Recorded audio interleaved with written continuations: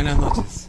Vamos a retomar el tema que habíamos empezado a trabajar la sesión pasada, que era el tema de la jurisdicción constitucional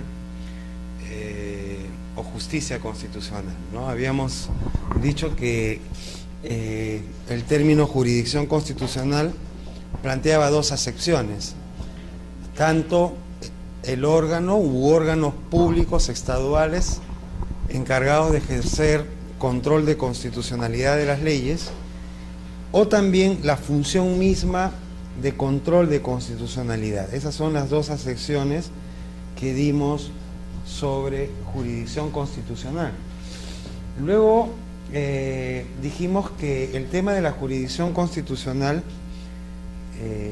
tenía como punto de origen el principio de supremacía de la Constitución. Entendida esta, dijimos como aquel principio en virtud del cual la Constitución es colocada como una norma primaria, ulterior, fundante, ¿no? Revela el carácter de superlegalidad que tiene la Constitución.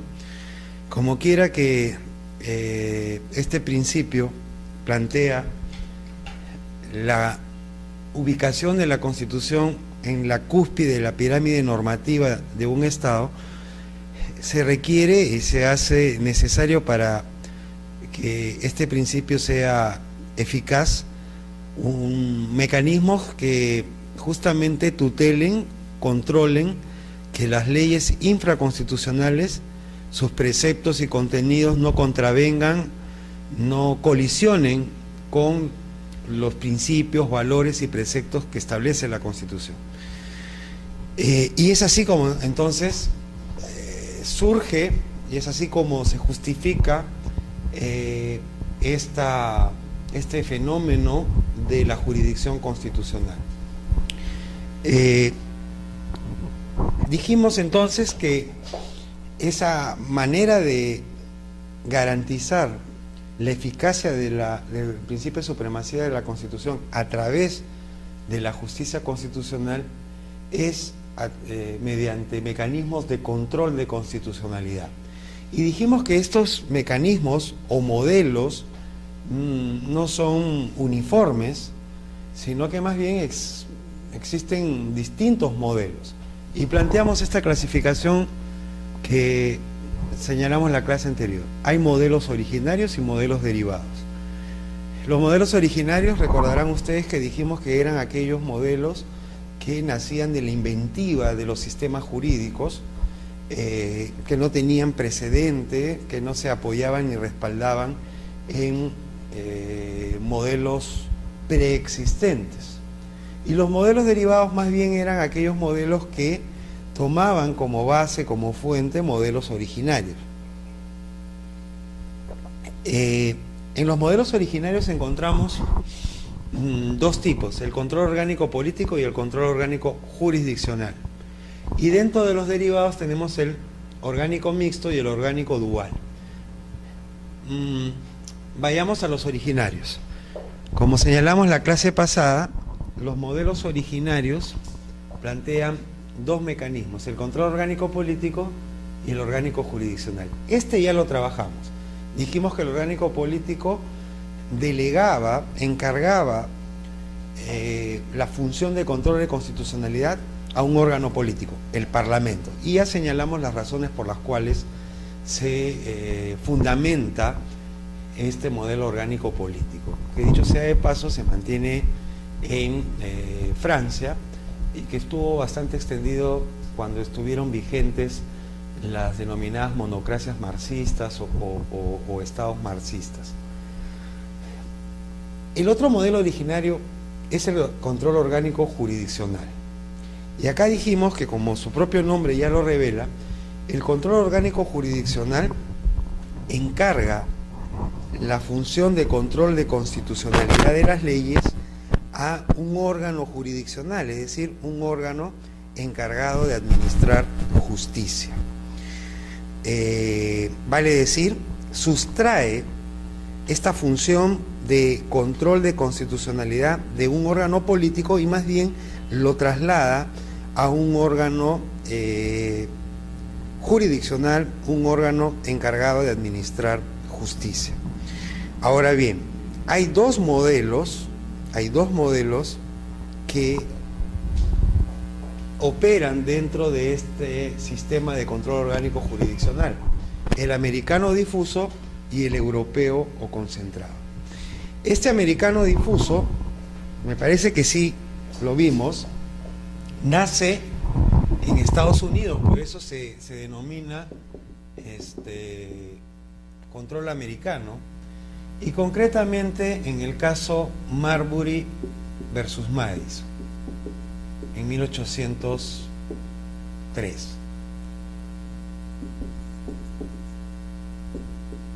En a propósito de este caso, surge este modelo de control de constitucionalidad, que, como aparece en la diapositiva, consiste en que el control de constitucionalidad se encarga al Poder Judicial ordinario, es decir, reposa en todo juez, independientemente de su jerarquía, independientemente de su especialidad. Cualquier juez está facultado, o en todo caso tiene el deber derecho de ejercer control de constitucionalidad de las leyes en un caso que se ventila frente a su jurisdicción. El control difuso, en consecuencia, implica que cualquier juez puede inaplicar una norma legal por contravenir, por contradecir la Constitución.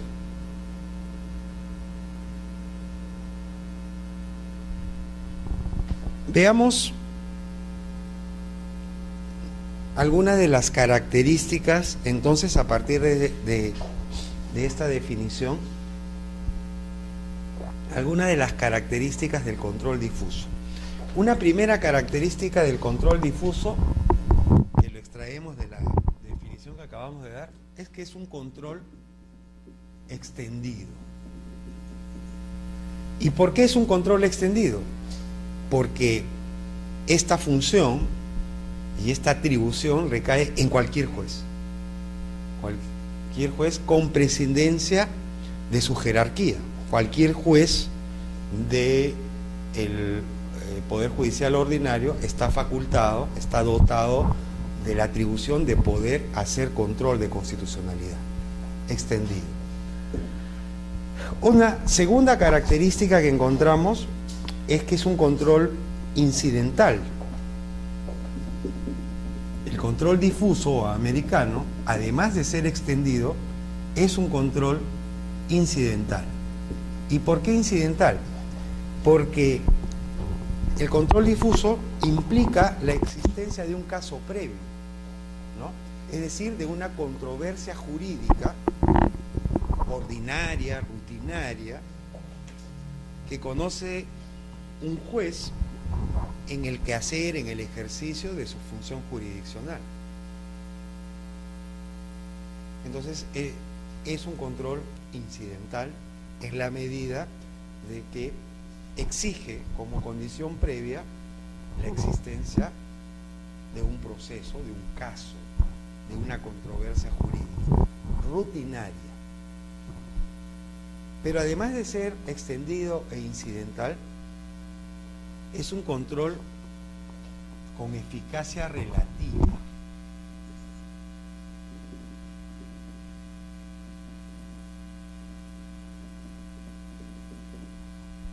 Facultades en los estados de excepción o en los regímenes de excepción no supone la cesación de las funciones de los otros órganos de poder del Estado, y por ende, como bien dices, se pueden interponer las acciones de garantía o los procesos constitucionales frente al abuso de derecho o la arbitrariedad por parte de los órganos de poder. Incluso en el estado de sitio, el Congreso sesiona de pleno derecho, no es que el Congreso se cierre, al punto que incluso la prórroga del estado de sitio requiere la aprobación del propio Congreso, ¿no? Bueno, vamos a cerrar el curso con algunos aspectos rápidos de el constitucionalismo peruano. Acá en las diapositivas, que me parece que son puntuales pero claras, podemos evidenciar que el derecho constitucional peruano se ha nutrido básicamente de algunas fuentes en el siglo XIX y en el siglo XX. En el siglo XIX, la influencia que ha recibido el constitucionalismo peruano ha sido básicamente de Estados Unidos y de Francia, y también ciertamente de la Constitución Española de Cádiz de 1812. De Estados Unidos, por ejemplo, lo que hemos tomado, hemos recogido, es la forma de gobierno, ¿no? El régimen presidencial. Creo haberlo dicho en alguna ocasión que la figura del presidente de la República es una creación del constitucionalismo norteamericano. Y nosotros, las 12 constituciones que han regido formalmente en el Perú, han adoptado en mayor o menor grado la institución de la presidencia de la República. Todas nuestras constituciones han sido presidencialistas, como dije, presidencialismo extremo, agravado en unos casos, en otros moderado o atenuado, pero siempre hemos tenido un régimen presidencial. De Francia, creo que, resumiendo, podríamos tomar que los aspectos que han orientado o han sido objeto de influencia son básicamente el tema de los derechos individuales y el concepto de libertad. Sobre todo y fundamentalmente en el catálogo de derechos, en la parte dogmática de nuestras constituciones, se ve reflejada esta influencia francesa, ¿no? Tomada de la Declaración Francesa de 1789. En el siglo XX hay algunas constituciones que han marcado una fuerte influencia. En la primera mitad del siglo XX, por ejemplo, tenemos básicamente 3 constituciones: la Constitución de Querétaro, la de Weimar y la española del 31, la Constitución de la Segunda República Española. Las 3 han influenciado en la inclusión en el modelo constitucional peruano del denominado constitucionalismo social.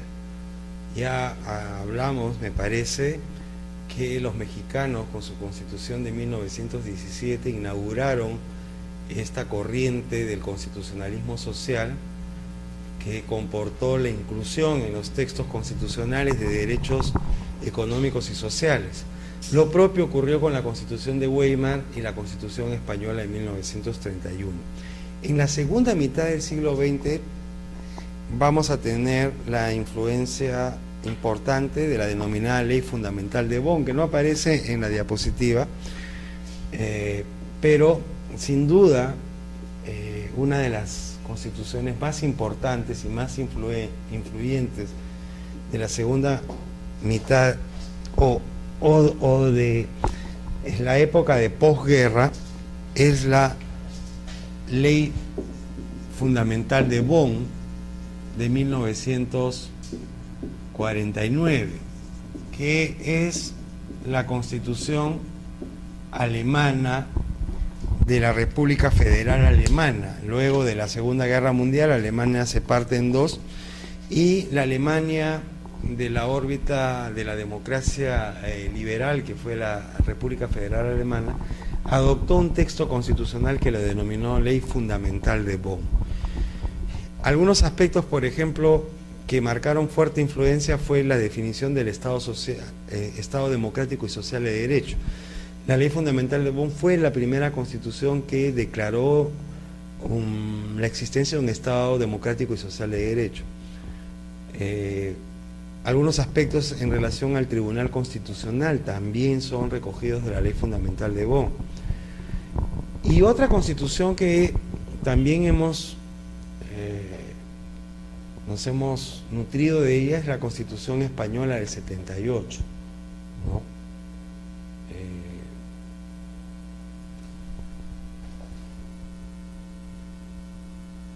Les había dicho que también la Constitución de Cádiz tuvo una marcada influencia en el Perú en el siglo XIX. Y rápidamente voy a hacer alusión a ello porque en la diapositiva nos dan alguna información que da cuenta de algunos aspectos históricos y de contenido de la Constitución de Cádiz. Esta Constitución de Cádiz es importante, entre otras razones, porque primero fue redactada también por peruanos, ¿no? Porque los constituyentes, en 1812 España estaba invadida por Francia. Napoleón Bonaparte había, luego del motín de Aranjuez, Napoleón Bonaparte impone a España como rey a su hermano, a José Bonaparte I, ¿no? Y entonces la parte liberada de España convocó a una asamblea constituyente que la denominaron las Cortes de Cádiz, porque los órganos legislativos en España se denominan cortes, no se denominan parlamento o congreso, sino cortes. Y entonces se convocó para las Cortes de Cádiz con el propósito de redactar una constitución, no solamente a representantes de España, sino también a los representantes de España, de los dominios de España en América. Y eso permitió pues que representantes de los virreinatos acudieran a las Cortes de Cádiz. Nosotros estuvimos representados por 5 delegados, dentro de los cuales destacó Vicente Morales Duárez, ¿no? Eso por un lado. Por otro lado, porque además esta Constitución rigió en el Perú, ciertamente en el Perú virreinal, por eso no se contabiliza como parte de las constituciones peruanas, porque en el Perú esta Constitución fue promulgada el 19 de marzo de 1812 y el Perú, como todos sabemos, es república desde 1821, consecuentemente no es una constitución que podríamos calificar de peruana, pero sí rigió en el Perú, ¿no? Y tercero, porque esta Constitución, o sea, no solamente hemos participado en su redacción, no solamente ha regido en el Perú, sino que además consagró una serie de derechos que marcaron una influencia importantísima en la época y luego, posteriormente, en algunas de las constituciones que han regido el Perú en el siglo XIX. ¿Okay? ¿Cuáles son lo que podríamos decir los aspectos más relevantes e importantes de esta Constitución?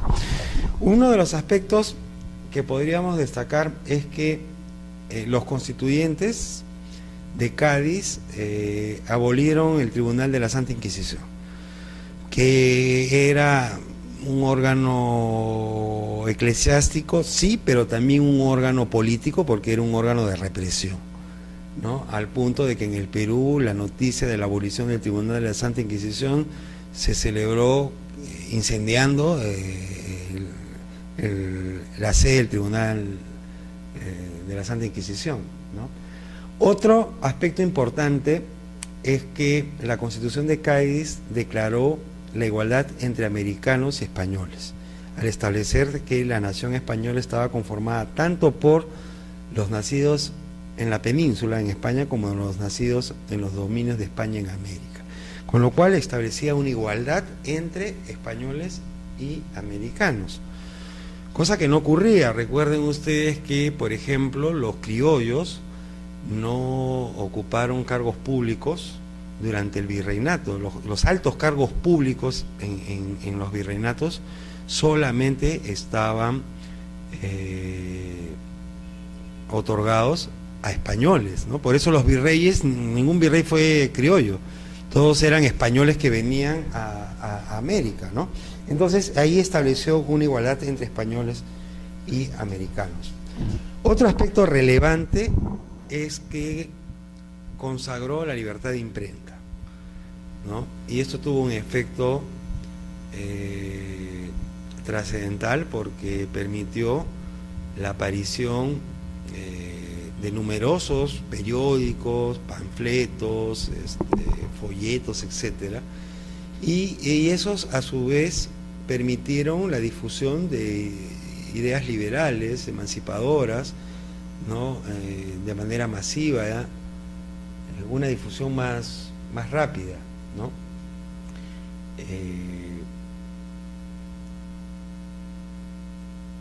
¿Qué aspectos, por ejemplo, han influenciado en las constituciones? Por ejemplo, la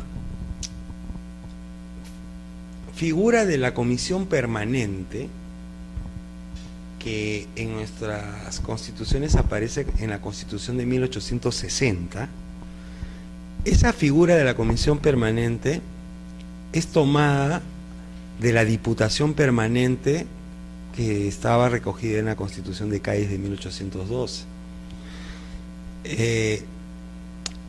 El aspecto de la unión entre Estado e Iglesia, que ha marcado prácticamente todas las constituciones del Perú hasta la Constitución de 1860, están inspiradas en la Constitución de Cádiz, que establecía que la religión oficial del Estado español era la católica, apostólica y romana, única y verdadera, decía la Constitución de Cádiz, ¿no? Ese fraseo ha sido replicado en prácticamente todas las constituciones del siglo XIX, hasta la de 1860, ¿no?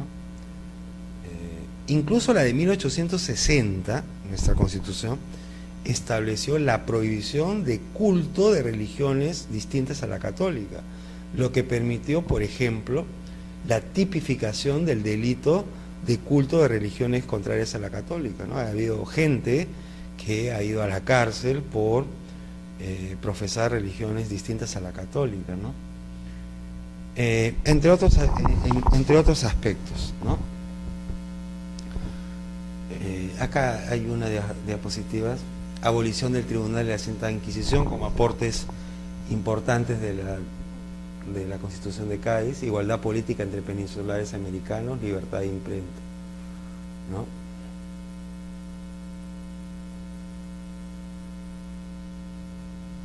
Constituciones del Perú. ¿Cuántas constituciones hemos tenido? Hemos tenido a la fecha 12 constituciones, ¿ok? 12 constituciones, que son las que aparecen en las diapositivas, la de 1823, 26, 28, 34, 39, 56, 60, 67, 1920, 1933, 1979 y la de 1993. Si tuviéramos que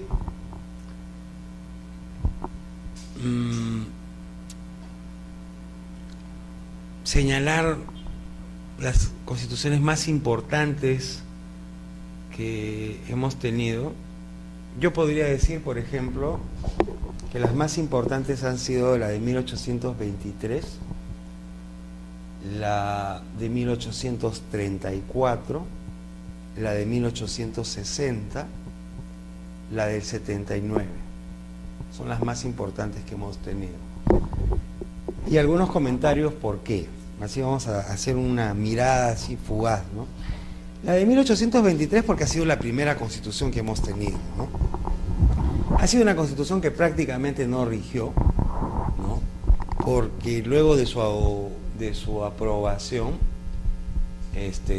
su vigencia fue suspendida hasta que los españoles fueran expulsados totalmente de territorio nacional. Pero sin duda el hecho de ser la constitución fundante del Estado peruano expresa una importancia, ¿no? Inaugura el constitucionalismo en el Perú. La de 1826 es la famosa constitución vitalicia, ¿no? Que es la constitución de Bolívar, ¿no?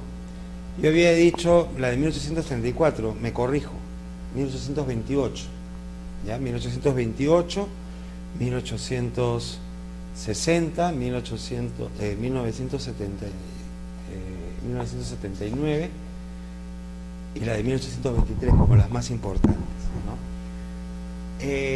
Esta Constitución de 1826 se le conoce como la Constitución vitalicia porque es la Constitución que establece una presidencia vitalicia, ¿no? Y además establece un legislativo tricameral, 3 cámaras: la Cámara de Senadores, la Cámara de los Tribunos y la Cámara de los Censores, ¿no? Es una Constitución que no rigió tampoco, ¿no? La de 1828, ¿por qué considero, siguiendo a algunos tratadistas, que es en todo caso la segunda Constitución más importante que hemos tenido? Porque esta Constitución va a perfilar el modelo político que va a tener el Perú en adelante. ¿Y cuál es ese modelo político que sienta como base la Constitución de 1828? Por ejemplo, el régimen presidencial institucionaliza la figura del presidente de la República, ¿no? Y el modelo presidencial en el Perú. ¿Por qué? Porque la Constitución de 1823 establecía que el presidente de la República era elegido por el Congreso, lo cual se aleja del modelo presidencial, porque en todo modelo presidencial el presidente de la República es elegido por el pueblo, ya sea de manera directa o indirecta a través de colegios electorales, como es en el caso de Estados Unidos. Y la de 1826 estableció un presidente vitalicio, ¿okay? Entonces, es recién en la Constitución de 1828 en que se perfila el presidencialismo en el Perú, es decir, un presidente de la República elegido por voto popular, ¿no? De manera directa. Segundo, porque establece la separación de poderes y el modelo bicameral del Parlamento, que es lo que marca y caracteriza el constitucionalismo en el Perú, ¿no? Tómese en cuenta que el Parlamento de la Constitución de 1823 fue unicameral y el del 1826 fue tricameral. El bicameralismo en el Perú se inaugura con la de 1828 y es lo que va a predominar, a prevalecer en prácticamente todas nuestras constituciones, ¿no? Senadores y diputados, en efecto, ¿no? Y bueno, independencia del Poder Judicial, ¿no?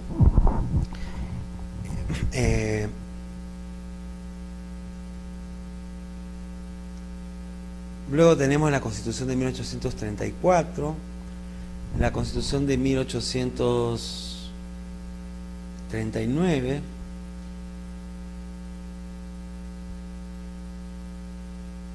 la de 1856, y luego pasamos a la de 1860, que uno de los aspectos que podemos resaltar que ha sido la Constitución que formalmente ha regido por más tiempo, ¿no?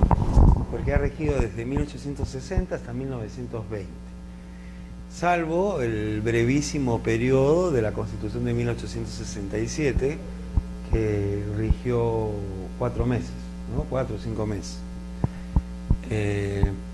Luego tenemos la Constitución de 1979, ¿no? Que ha sido una constitución, para muchos, la constitución mejor redactada que hemos tenido, ¿no? Una constitución más moderna. Y luego llegamos a la Constitución de 1993, ¿no? y es la Constitución que nos rige. Y ahí yo quiero hacer rápidamente, en los pocos minutos que nos quedan, destacar algunos aspectos. Sin duda, la Constitución vigente es una Constitución bastante controvertida, y eso se explica fundamentalmente por el origen de la Constitución, ¿no? Yo creo que a la Constitución del 93 le ocurre algo parecido a lo que le ocurrió a la de 1920. La de 1920 fue una Constitución cuyo enjuiciamiento fue un enjuiciamiento negativo fundamentalmente por el hecho de que fue dictada durante el oncenio de Leguía, ¿no? Entonces, el origen de la Constitución de 1920 ha hecho perder de vista algunos contenidos importantes que ha tenido la Constitución de 1920. Y lo propio le ocurre a la Constitución de 1993. Su origen espurio, considerado por muchos, producto de un autogolpe, ¿no?, ha hecho que se devalúe la importancia de la Constitución, al punto que el año pasado se han cumplido 20 años de vigencia de la Constitución y no ha habido eventos académicos que, por ejemplo, hagan un balance de los 20 años de la Constitución de 1993, ¿no? Cuando el Código Civil cumple 10, 20, 30 años, se hacen seminarios, conferencias internacionales, y la Constitución, que se entiende que es la norma básica, fundante y primaria, no ha sido objeto de ningún, no digo celebración, pero por lo menos de un balance y un análisis, ¿no? Eso tiene mucho que ver con el cuestionamiento en relación a su origen. ¿Qué cosa podemos destacar de la Constitución de 1993? Yo creo que uno de los aspectos que podemos resaltar como importantes de la Constitución de 1993 es el capítulo dedicado a los derechos políticos.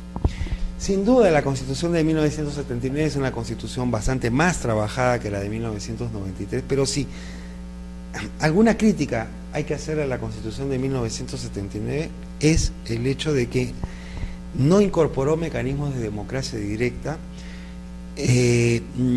dejó de lado un poco el tema de la participación política ciudadana. Eso más bien es una fortaleza desde mi punto de vista de la Constitución de 1993, nuestra Constitución vigente, porque ha incorporado algunos derechos políticos que tienen que ver con los mecanismos de democracia directa, y concretamente me estoy refiriendo al referéndum, a la revocación, a la remoción de autoridades, a la demanda de rendición de cuentas, ¿ok?, y a la iniciativa legislativa popular. Estos derechos políticos que están en el capítulo 3 del título primero de la Constitución vigente, ciertamente dan una cobertura mayor a la actuación política de los ciudadanos, tanto en la toma de decisiones como en el control de los detentadores del poder. Así, por ejemplo, la iniciativa legislativa popular y el referéndum son derechos que permiten la participación política de los ciudadanos de forma directa, sin compromisarios, sin terceros en la toma de decisiones. Por ejemplo, en el caso de la iniciativa legislativa popular, este derecho permite que los ciudadanos, cumpliendo con los requisitos que establece la ley, puedan elaborar y presentar proyectos de ley que el Congreso está obligado a debatirlos, ¿no? Con lo cual, entonces, los ciudadanos somos partícipes del proceso de elaboración legislativa, ¿no? El referéndum también es un derecho que permite la participación ciudadana, porque el referéndum es una consulta popular que permite a los ciudadanos aprobar o rechazar expresiones normativas, ¿no? El referéndum no tiene precedente en el constitucionalismo peruano, no, este derecho no aparece en ninguna de las 11 constituciones anteriores, ¿no? Aun cuando en América Latina el referéndum llega con la Constitución uruguaya del 17. En el Perú, las constituciones del siglo XX, la de 1920, la del 33, la del 79, no establecían este mecanismo. Y precisa además nuestra Constitución cuáles son los aspectos que pueden ser sometidos a referéndum. Y son 3. La reforma total o parcial de la Constitución, las normas con rango de ley y las materias relativas a la descentralización. Esos son los 3 aspectos que pueden ser objeto de consulta popular. Y también precisa qué aspectos no pueden ser sometidos a referéndum, que son los tratados en vigor, la materia tributaria o presupuestaria y la supresión o disminución de derechos fundamentales.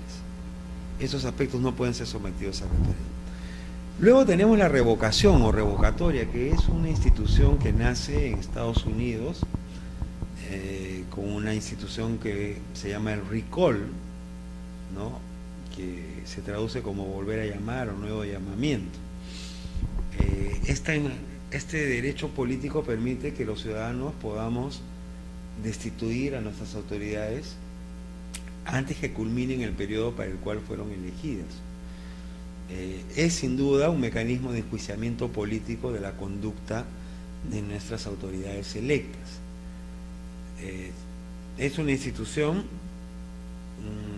como bien dice Francisco Medero Quesada, es una institución odiosa para los políticos. Eso de repente explica el hecho de que no son muchos los estados que recogen esta institución.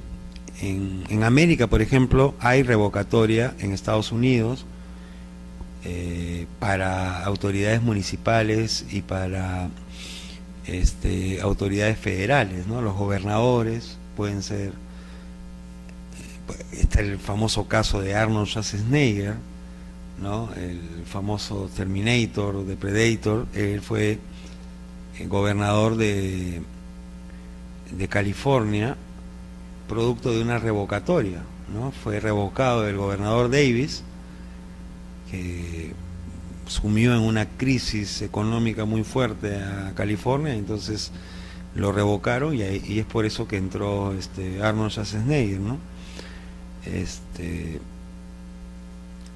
Hay en México también, pero para autoridades municipales, en Costa Rica también para autoridades municipales, en Nicaragua para toda autoridad electa, en América del Sur, por ejemplo, Ecuador, Bolivia y Venezuela es contra toda autoridad electa, incluyendo el presidente de la República, y en Colombia y en Perú solo para autoridades locales, ¿no? En el Perú concretamente los que pueden ser sometidos a revocatoria son presidentes, vicepresidentes y consejeros regionales, alcaldes y regidores y jueces que provengan de elección popular. En la práctica solamente ha sido para autoridades municipales, porque no se ha logrado hasta ahora la revocatoria de autoridades regionales, y bueno, y jueces por elección popular no tenemos todavía ninguno, ¿no? Y la remoción es una variante de la revocación. Se distingue por qué. Primero, por el tipo de autoridades que pueden ser sometidas. En el caso de la revocatoria estamos hablando de autoridades electas. En el caso de la remoción hablamos de autoridades nombradas o designadas por el gobierno central de alcance regional, departamental, provincial y distrital. Segundo, por el mecanismo. En la revocatoria la autoridad es destituida por el voto popular, ¿no? Se hace una consulta y los ciudadanos votamos por el sí o por el no. En cambio, en la remoción no hay sufragio. En la remoción se produce con acompañando un número de firmas que establece la ley, que es más del 50% de los electores de la circunscripción a la que pertenece la autoridad, no hay votación ahí. Con la presentación de las firmas se destituye la autoridad. Y tiene sentido. ¿Por qué? Porque no cabe remover una autoridad por voto popular cuando esas autoridades no provienen de voto popular, sino son nombradas o designadas. Y finalmente la demanda de rendición de cuentas. La demanda de rendición de cuentas es una interpelación que hace el pueblo sobre materia de ejecución de gasto público, ¿no? Y que obliga a la autoridad a responder por escrito y publicar las respuestas del pliego interrogatorio, ¿no? Es un mecanismo también de control ciudadano, ¿no? Entonces creo que eso es un aspecto a destacar de la Constitución de 1993, lo relativo a los derechos políticos. Ciertamente en la parte de los derechos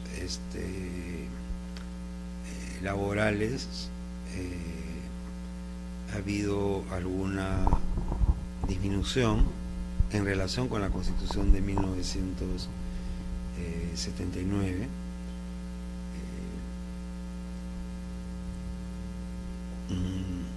Y en la parte orgánica, el tiempo nos ha ganado lamentablemente, en la parte orgánica, por ejemplo, ¿qué cosa podríamos destacar?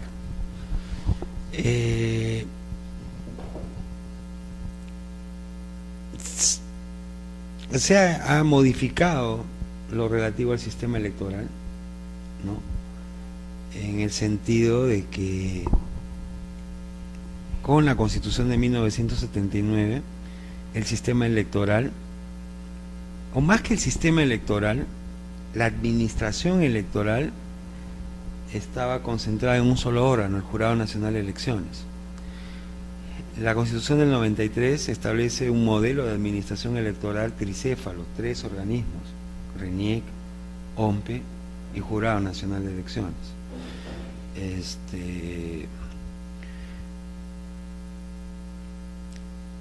Se ha creado la Defensoría del Pueblo, ¿no? Que ya tuvo una aparición tibia en la Constitución de 1979.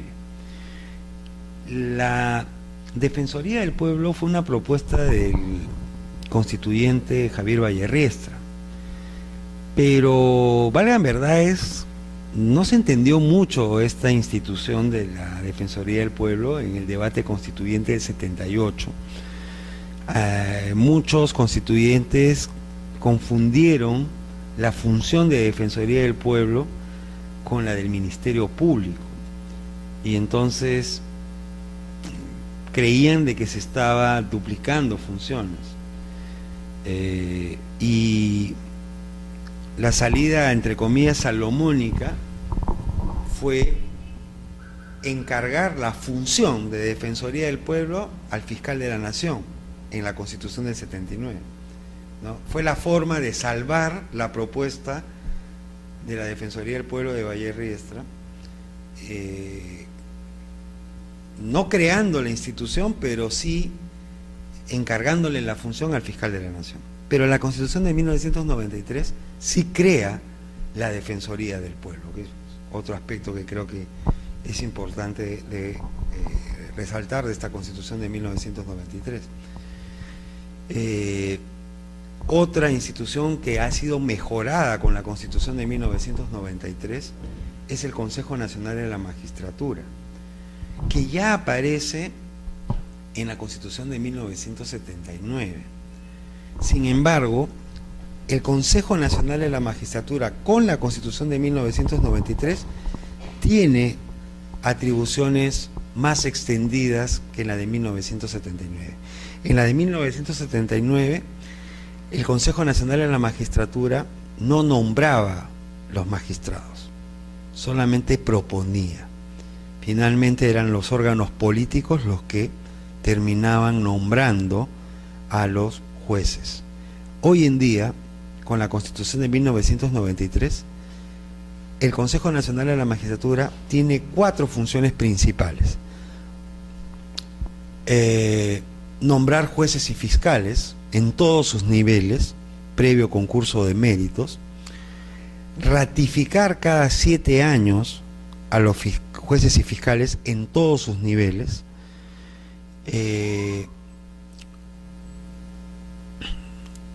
destituir a los jueces supremos y fiscales supremos y a los de rango inferior a propuesta de la Corte Suprema o de la Junta de Fiscales, o sea, me estoy refiriendo que niveles inferiores a los supremos, ¿no? Y por último, acreditar a los jueces y fiscales, ¿no? El Consejo Nacional de la Magistratura da el título de fiscal o de juez en todos los niveles, ¿no? Un retroceso desde mi punto de vista en la parte orgánica es haber instaurado el modelo unicameral del Congreso, y ese es un tema sumamente debatible, controvertido, hay a favor, hay en contra. Yo solamente estoy dando una opinión personal, pero esa es otra modificación que trae la Constitución de 1993, ¿no? Quebrar el modelo histórico del Parlamento bicameral por un modelo unicameral. Sin embargo, este es un unicameralismo que podríamos denominar una suerte de unicameralismo bicameral o bicameralismo unicameral. ¿Por qué? ¿Por qué digo esto? Porque la Comisión Permanente de la Constitución de 1993 es una comisión permanente que en la práctica cuenta con atribuciones de segunda cámara, ¿no? Opera, podríamos decir, como una suerte de cámara alta, es una suerte de senado, ¿no? Por las atribuciones que tiene, ¿no? Nombra, por ejemplo, determinados altos funcionarios del Estado, ¿no? Bueno, opera como una suerte de segunda cámara, ¿no? Incluso ante la facultad presidencial de disolver el Congreso por la censura o de 2 gabinetes sucesivos, ¿no? Permanece funcionando la comisión permanente, ¿no? ¿Qué es lo que ocurre en los bicameralismos, ¿no? Cuando en los bicameralismos se ejerce la función presidencial de disolver, lo que se disuelve es la primera cámara, pero se mantiene la segunda cámara, ¿no? O sea, la cámara alta. Entonces, por eso es que algunos decimos de que este es una suerte de unicameralismo bicameral, ¿no? Porque la comisión permanente opera como una suerte de segunda cámara en la práctica, ¿no? No de manera formal, pero en la práctica. Bueno, esos serían así a muy grandes rasgos algunos de los aspectos que podríamos comentar de la Constitución de 1993.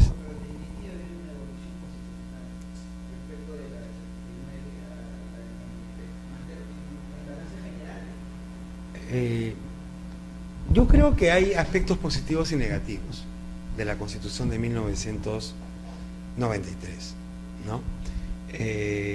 Y creo que el balance negativo está fundamentalmente en el tema de los derechos laborales, ¿no? Por citar un caso, la Constitución de 1979, por ejemplo, establecía como uno de los principios constitucionales en materia laboral la irrenunciabilidad de los derechos laborales, ¿no? Esta Constitución, por ejemplo, establece el mismo principio, pero con un añadido. establece como principio constitucional en materia laboral la irrenunciabilidad de los derechos reconocidos en la Constitución o en la ley. Eso quiere decir que aquellos derechos laborales que no estén en la Constitución o en la ley sí tienen carácter renunciable, ¿no? ¿Qué derechos, por ejemplo, no están en la Constitución y en la ley? Los derechos que surgen de los pactos o convenios colectivos.